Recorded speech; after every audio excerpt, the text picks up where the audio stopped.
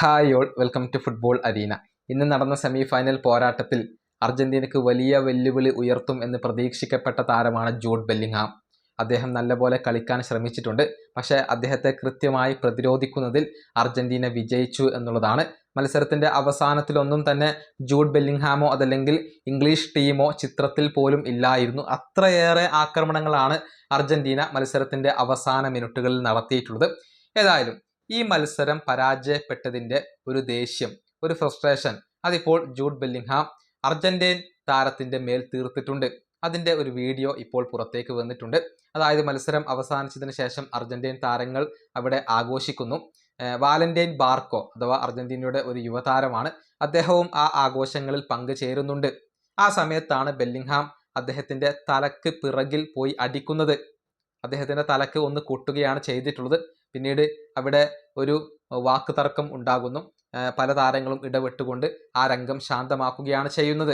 എന്തിനാണ് ബെല്ലിംഗ്ഹാം ബാർക്കോയുടെ തലക്ക് പിറകിൽ അടിച്ചത് എന്നുള്ളത് വ്യക്തമല്ല.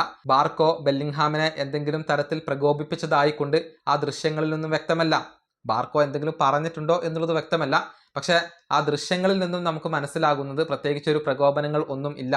വെറുതെ ബാർക്കോയുടെ തലക്ക് പിറകിൽ പോയിക്കൊണ്ട് ബെല്ലിംഗ്ഹാം അടിക്കുകയാണ് ചെയ്യുന്നത് എന്നുള്ളതാണ്. ഇനിയിപ്പോൾ ബാർക്കോ എന്തെങ്കിലും പറഞ്ഞിട്ടുണ്ടോ എന്നുള്ളത് വ്യക്തമല്ല. ഏതായാലും തോറ്റതിന്റെ ഫ്രസ്ട്രേഷൻ ഇപ്പോൾ ബെല്ലിംഗ്ഹാം ഇങ്ങനെയൊക്കെയാണ് തീർക്കുന്നത് എന്നാണ് സോഷ്യൽ മീഡിയ ആരോപിക്കുന്നത്. ആ ഇൻസിഡന്റിന് ശേഷം വലിയ രൂപത്തിലുള്ള ഒരു വാക്ക് തർക്കം അവിടെ അരങ്ങേറുന്നുണ്ട്. അതിന്റെ വീഡിയോ ദൃശ്യങ്ങൾ ഇപ്പോൾ സാമൂഹിക മാധ്യമങ്ങളിൽ വലിയ രൂപത്തിൽ പ്രചരിക്കുകയും ചെയ്യുന്നുണ്ട്.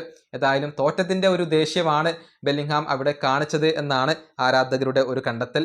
ഈ വേൾഡ് കപ്പിൽ മികച്ച പ്രകടനം നടത്തിയ ഒരു താരമാണ് ബെല്ലിംഗ്ഹാം. 7 മത്സരങ്ങളിൽ നിന്ന് 7 ഗോൾ പങ്കാളിത്തങ്ങൾ വഹിക്കാൻ അദ്ദേഹത്തിന് കഴിഞ്ഞിട്ടുണ്ട് എന്ന് പറയുമ്പോൾ 6 ഗോളുകളും ഒരു അസിസ്റ്റും അദ്ദേഹം സ്വന്തമാക്കിയിട്ടുണ്ട്. കൂടാതെ 4 മാൻ ഓഫ് ദി മാച്ച് പുരസ്കാരങ്ങളും അദ്ദേഹം സ്വന്തമാക്കിയിട്ടുണ്ട്. പക്ഷേ സെമി ഫൈനലിൽ അർജന്റീനയോട് പരാജയപ്പെട്ടുകൊണ്ട് അദ്ദേഹത്തിന് ഇപ്പോൾ മടങ്ങേണ്ടി വരികയാണ്. ഈ വീഡിയോ അവസാനിപ്പിക്കുന്നു. അടുത്തൊരു വീണ്ടും കാണാം.